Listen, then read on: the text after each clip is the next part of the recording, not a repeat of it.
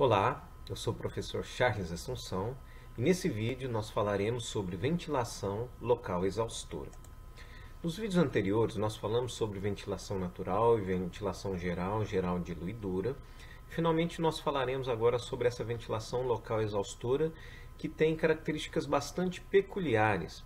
Como o próprio nome já diz, ela é uma ventilação localizada, ela vai atuar em pontos específicos de um galpão, de um processo, sobre um equipamento, de forma a fazer a exaustão ou a sucção de poluentes, contaminantes, vapores, gases, fumos, que são gerados no processo e nas operações normalmente industriais de transformação. Então, conforme descrito aqui, a ventilação local exaustora tem como objetivo principal captar os poluentes de uma fonte específica e localizada, vapores, gases, poeiras tóxicas, antes que os mesmos se dispersem no ar.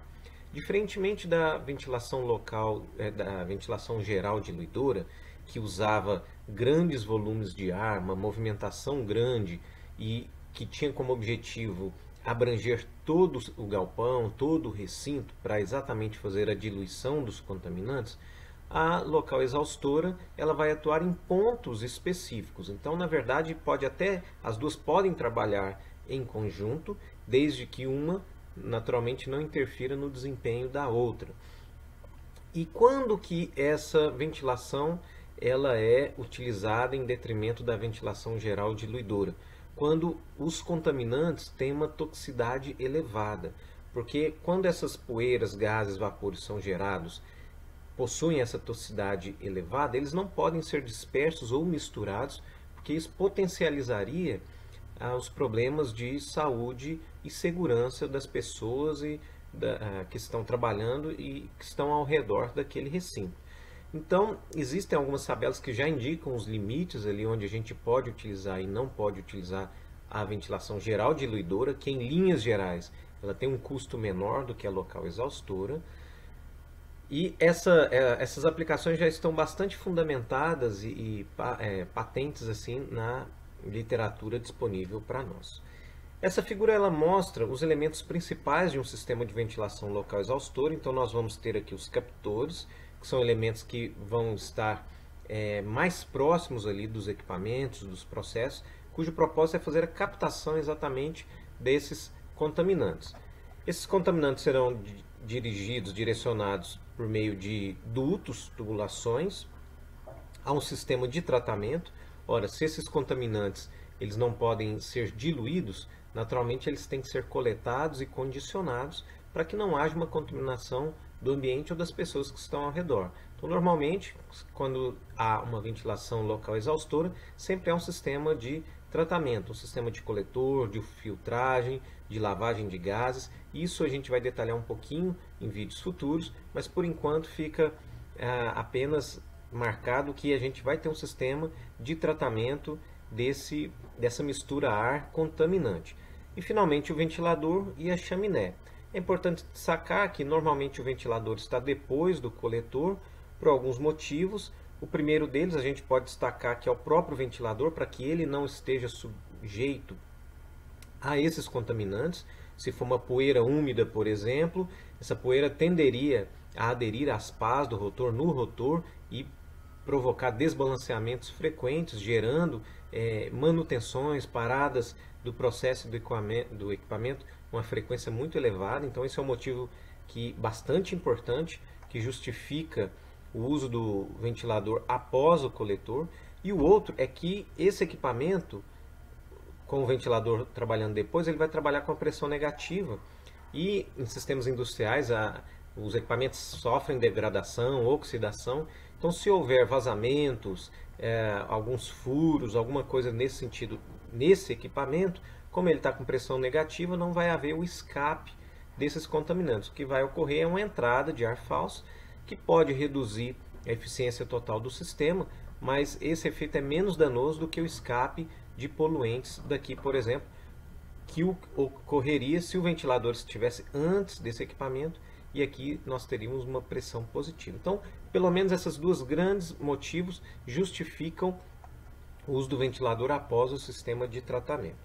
E finalmente a chaminé, que vai direcionar o ar limpo ou pelo menos um ar dentro dos requisitos ambientais, dos parâmetros ambientais estabelecidos normalmente pelos órgãos governamentais de concentração daquele poluente. Aqui um exemplo, dois exemplos, né, de instalações, sistema de local exaustora. Aqui a gente tem alguma operação sendo executada nessas mesas e cada estação de trabalho dessa é possível perceber que existe um captor, um tubo aqui, nesse caso um tubo flexível que está conectado a uma tubulação amarela aqui e provavelmente aqui nós teremos um tubulão centralizado. Todo esse sistema aqui está com pressão negativa exatamente para fazer a captação do contaminante que está sendo gerado nessas operações.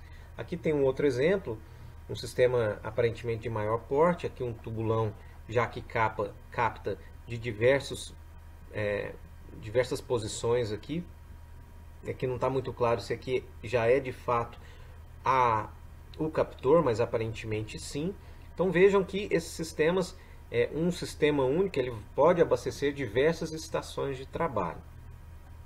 Algumas preocupações ou requisitos que a ventilação local exaustora deve atender é primeiro captar todos os poluentes gerados, óbvio, esse é o principal objetivo que faz com que ela aconteça, que a justifique, a gente tem que captar aqueles poluentes para que eles não sejam espalhados, as pessoas não sejam contaminadas e a sua saúde e segurança sejam preservados. Mas um aspecto muito importante que não pode passar batido é que essa ventilação ela não pode interferir com os processos e operações.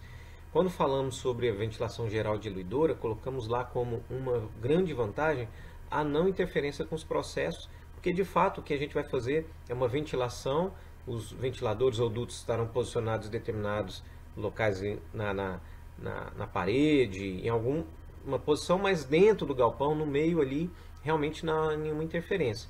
E a ventilação local exaustora, como o captor tem que chegar muito próximo do processo, da área de trabalho, a tubulação pode estar por ali, então pode dificultar o uso de talha, de ponte rolante, de sistemas de movimentação de carga, do próprio trabalho, a ergonomia do homem. Então são todos aspectos que devem levar em consideração e essa interferência então com os processos tem que ser minimizada, se não extinta.